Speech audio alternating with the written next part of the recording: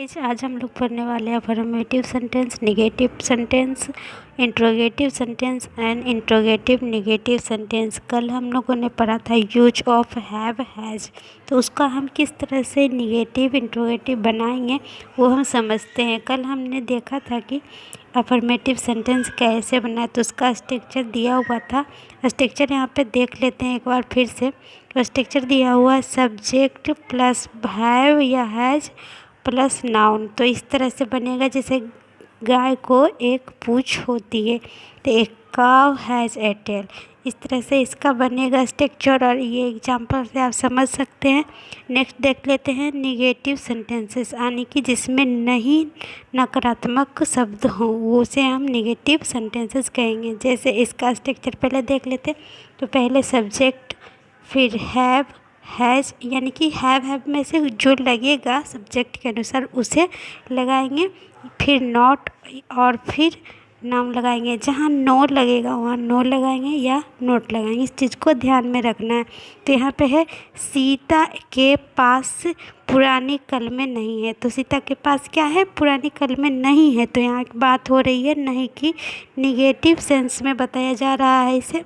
यह नहीं लगा हुआ, इसीलिए इसका होगा कि किसका एग्जाम्पल है? निगेटिव सेंटेंस का। तो इसका कैसे बनेगा translation? Sita has no old pens. मतलब यहाँ पे क्या है, इस यहाँ नो क्यों लगा इसे हम देख लेते हैं। पहले क्या था, हैज़ क्यों लगा? क्योंकि ये थर्ड पर्सन सिंगुलर है। मैंने पिछले वीडियो में बताया आप लोगों को। यहाँ पे देखिए नोट, नोट क्या है, कब लगेगा नोट? नोट को हम जब लगाएंगे जब आर्टिकल्स होगा ए एन दे, और उसके पहले क्या होगा? कोई संख्या होगा, यानी कि 1 2 3 4, कोई भी, ऐसा नहीं कि नंबर में शब्द में भी लिखे रहेंगे वो एनीवन, किसी तरह से संख्या आएंगे। तो अब हम वहाँ पे क्या लिखेंगे?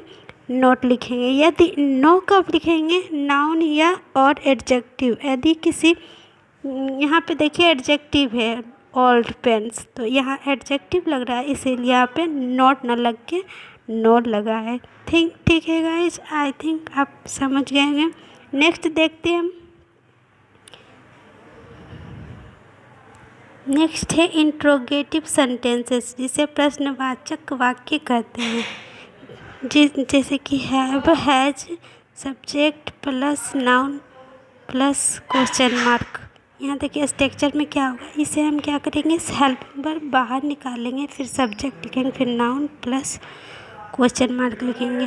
क्या उसे घर हैं? तो इसे हो जाएगा हैज है, बाहर निकलना उससे पहले ही होगा, तो ही के साथ हैज लगेंगे, इसलिए हैज ही ए हाउस, और फिर क्वेश्चन मार्क होगा। फिर देख लेते हैं निगेटिव इंट्रोगेटिव सेंटेंस, जिसे कहते हैं नकारात्मक प्रश्नवाचक वाक्य। तो इसका देखते हैं structure, have has plus subject plus note plus noun plus question mark. तो इसका क्या करेंगे? इसमें भी हेल्पिंग वर्ब को बाहर निकालेंगे, फिर सब्जेक्ट प्लस फिर नोट या नो जो लगे, और फिर नाउन और प्लस क्वेश्चन मार्क लगाएंगे। तो यहाँ देख लेते हैं, क्या मुझे पुस्तकें नहीं है?